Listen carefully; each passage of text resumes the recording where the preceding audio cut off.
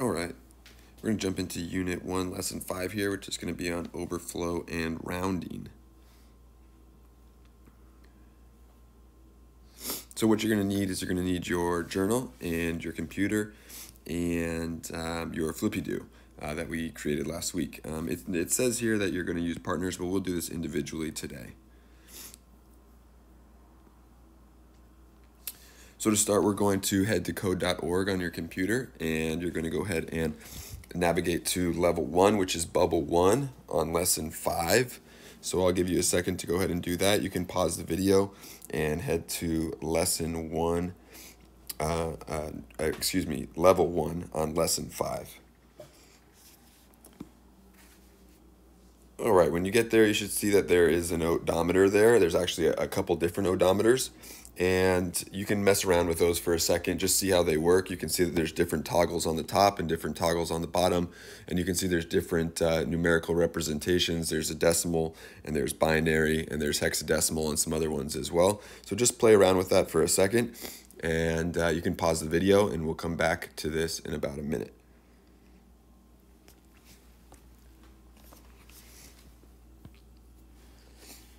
All right, now that you've had a chance to kind of see how the odometers work, let's talk about what's being represented here. So first, I'd like you to look at the binary representation, the binary odometer there, and just in your head real quick, figure out how many bits are being represented there.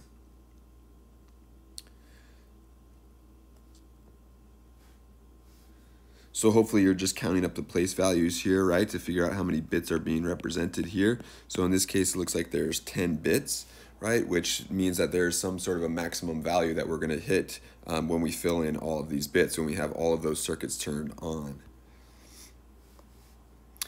So go ahead and do this now on your odometer. Set the odometer to the highest number possible, and then let it run and see what happens. So there should be a toggle at the bottom that allows you to move it all the way to the max right away. And then you can kind of slow down the odometer and see what happens once you go set it to the max and let it run. I'll give you about 30 seconds there to get that done. You can go ahead and pause the video and play around with that and see if you can identify what's happening when you set your odometer, your binary odometer, to the max and then let it run from there.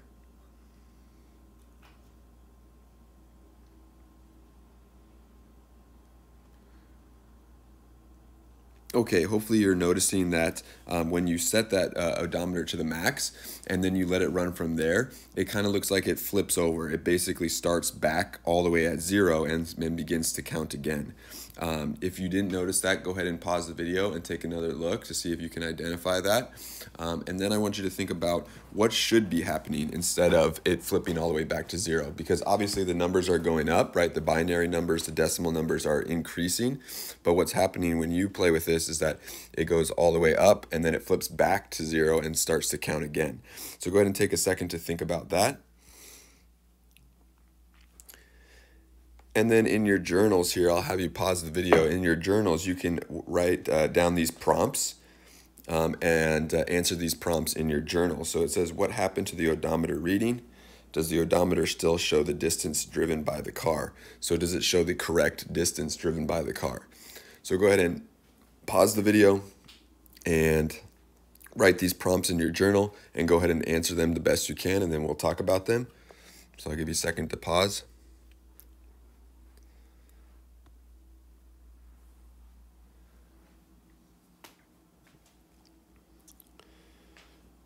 Okay, so hopefully you're getting something along the lines of what happens to the odometer, like we said already, is that it flips over and begins again. And it's not accurately showing the distance driven by the car anymore, right? Because the distance driven by the car is increasing, but obviously what the odometer is showing is that it's going all the way back to 0 and then starting again.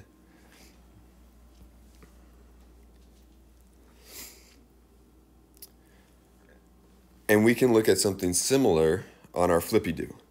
So you can pause the video in a second and jot down these prompts and answer them in your journals. It says, what value would cause your flippy-do to overflow, right? So what's happening here is that you're reaching a maximum, right? On your odometer, you're reaching a maximum on that odometer, and it's overflowing because you've reached max capacity, basically, right? So those bits can only store a certain number, right? They can only store up to a certain number. And once you hit that number, you've reached this overflow point, and then it just flips back to 0 and begins again. And that's the idea of what overflow is, right? That you have a limited amount of numbers that can be stored or can be seen, dependent on how many bits you have. And we'll get to a formal definition in a second, but I just want you to think about that idea of overflow, which is that once you reach that max capacity, because you have a limited amount of bits, once you reach that amount, then it flips over and begins again. And that's the idea of overflow, is that you're basically extending yourself more than you have there. So on your flippy-do, go ahead and think about what number would cause your flippy-do to overflow, right? Because your flippy-do can only reach a certain decimal number because it's only got 8 bits. It's 1 byte long. And then what adaptation could you make to the flippy-do to represent that value? Okay. So if you wanted to represent, this number that's going to cause overflow, if you don't want it to overflow, what adaptation or modification to your flippy-do could you make? And then using your newly adapted flippy-do, how many total numbers can now be represented?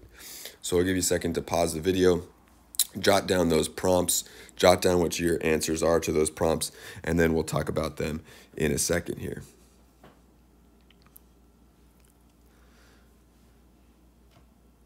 Okay, so hopefully you're seeing that if you're trying to represent the decimal number 256, this will cause overflow, right? Because your flippy-do can only represent up to the number 255.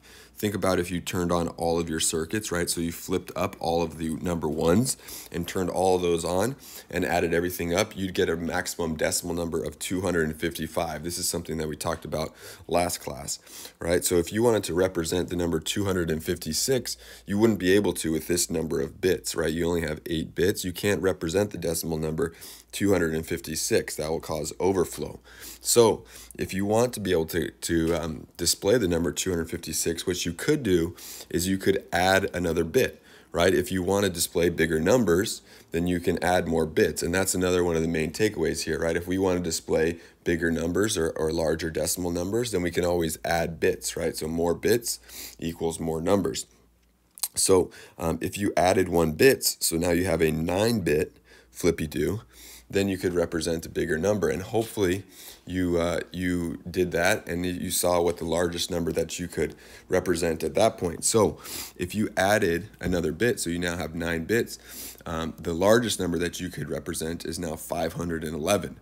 So you go from adding 1 bit, now you can represent much larger numbers all the way up to 511, which means that if you wanted to represent 512, you'd have to add even another bit. So you'd be up to 10 bits, right? So the more bits that you have, the larger numbers you can represent there. All right, let's take a pause real quick. I'll give you a chance to pause the video here and write down some of these big ideas so far. So it says, when a computer programs run out of bits, the binary display incorrectly flips back to 0 and starts over. Right? So as soon as you've reached max capacity, right, the largest number that you can, depending on how many bits are available in the computer or in the program, right, then what happens is you reach overflow and it flips back to 0 and starts again.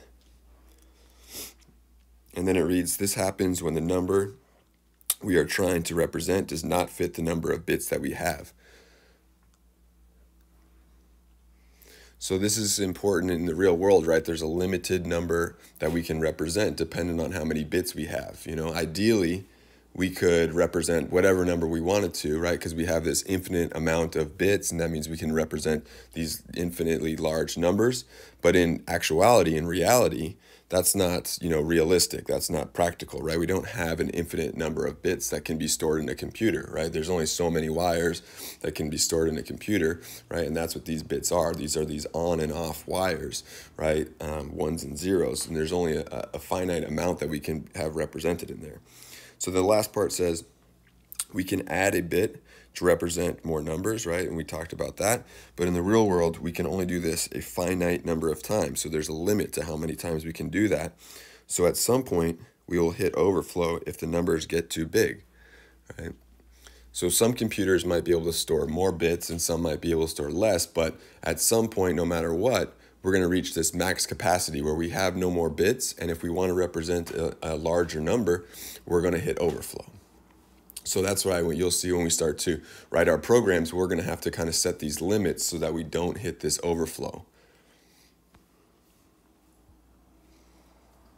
All right, you can pause if you need to write that down. I know that's a lot of writing there. And then we'll move on.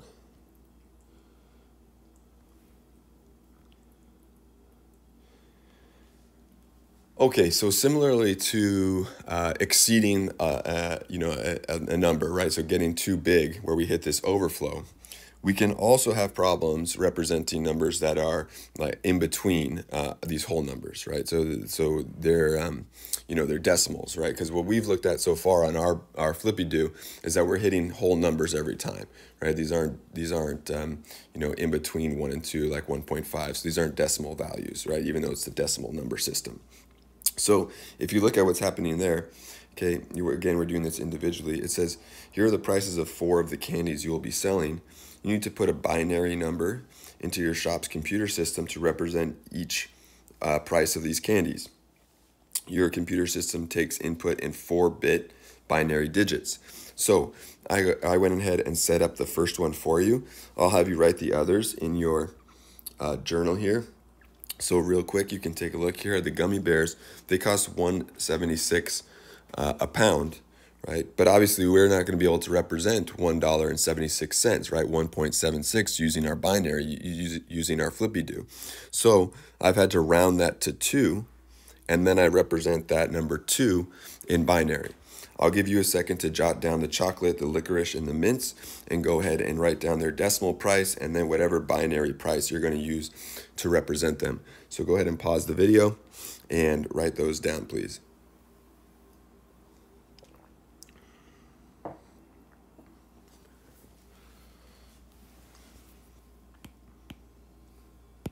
Okay, so hopefully, you probably did something along these lines here where 416, you're rounding to $4, and then you're representing that using 4-bit binary, which would be 0, 1, 0, 0. And then 752, maybe you're rounding to $8, and then you're representing that as 1, 0, 0, 0.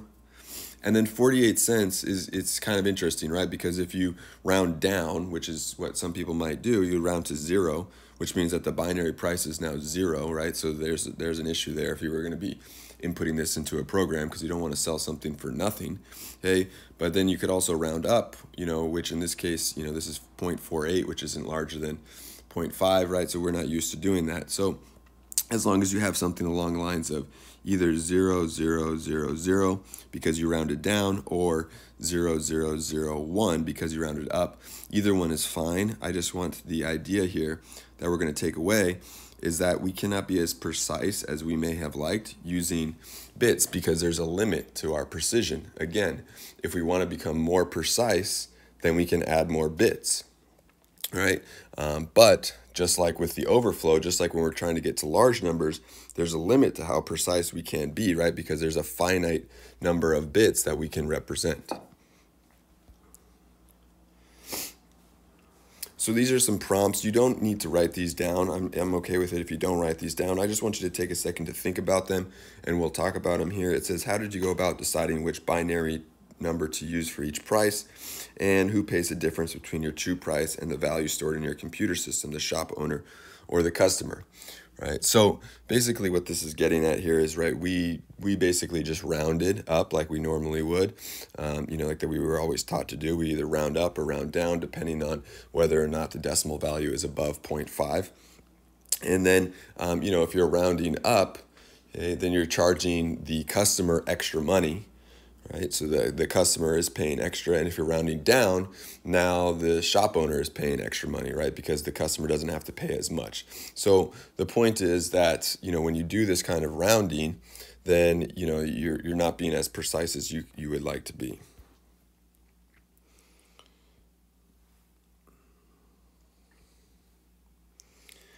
So can you write down these wrap-ups and these major takeaways here?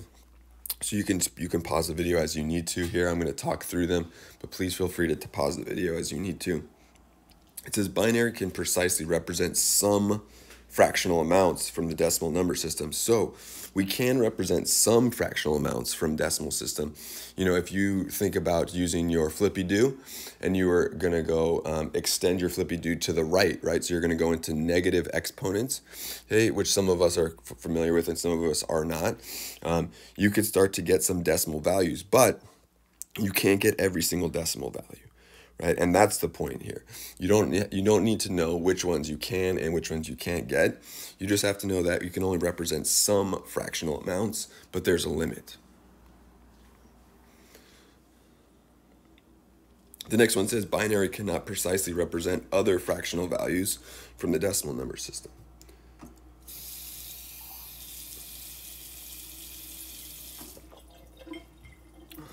All right, keep going. You can write down these prompts and answer them in your journal, please. It says, what does the binary odometer show about representing large numbers? And then the second one said, if we had a big enough odometer or flippy do, could we represent every possible number? Go ahead and pause the video and write those down and give them your best answer, and then we'll talk about them.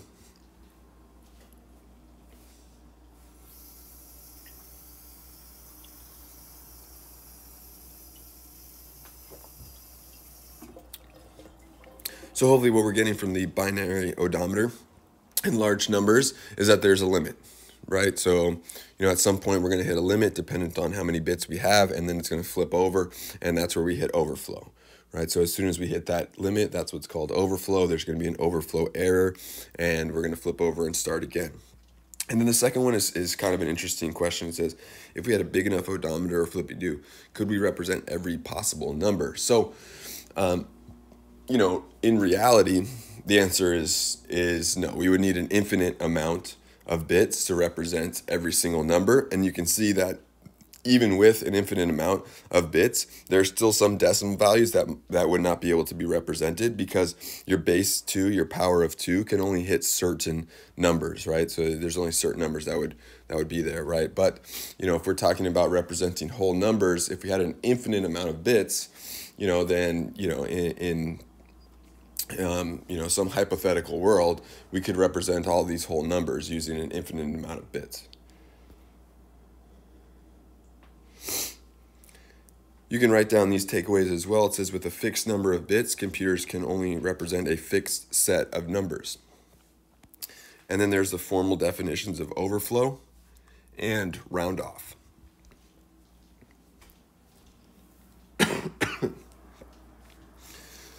So round off is what we haven't used that term yet. Round off is the error from attempting to represent a number that is too precise. So that's when we're trying to represent these decimal values that we can't represent. All right, so that's why we're having to round the numbers like we did with the gummy bears, because we can't represent these other numbers. So that's round off error. And then if you could jot down this this visual at the bottom, I think this is really good. There will be some questions like this coming up on the test at the end of the week here. The difference between round off error and overflow error. So you can see that there they've got numbers that can be represented with 3 bits. And they've got those numbers there listed on a number line, right? 1 through 7, those are the numbers that can be represented with 3 bits. So if we try to represent the number 11, that's where we run into overflow, because that number is too large, right? We can't represent the decimal number 11, because with 3 bits, we can only represent up to number 7. And then if we try to represent the number 1.48, so something in between 1 and 2, that's where we run into round off error, because that's too precise.